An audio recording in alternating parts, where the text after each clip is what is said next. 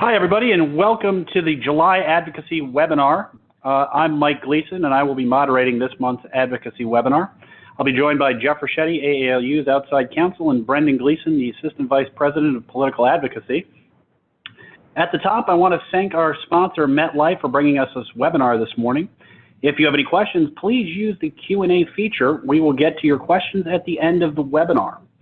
This morning, we're going to be talking about the House Republican blueprint, and at the end, Brendan will be talking about our in-district efforts to get meetings with Congress members during the 7-week break.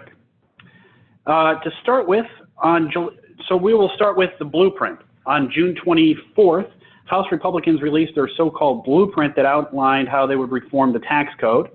Our counsel, Jeff, is going to walk us through the highlights of this proposal now. Jeff? Sure.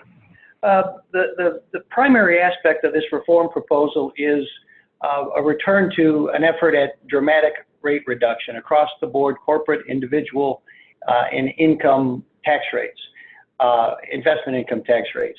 It's really modeled after or similar to what's been under discussion in the DC area for the better part of a decade now, which is at its core is a concept that if you can broaden the base and lower the rates, you'll stimulate growth, and everyone is desirous of trying to get growth back into the 3 and 4% range, where it would do a much better job of managing our long-term debt than where we are struggling in 1 to 2 to 2.5% growth rates.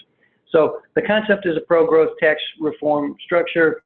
At its core is dramatic rate reduction.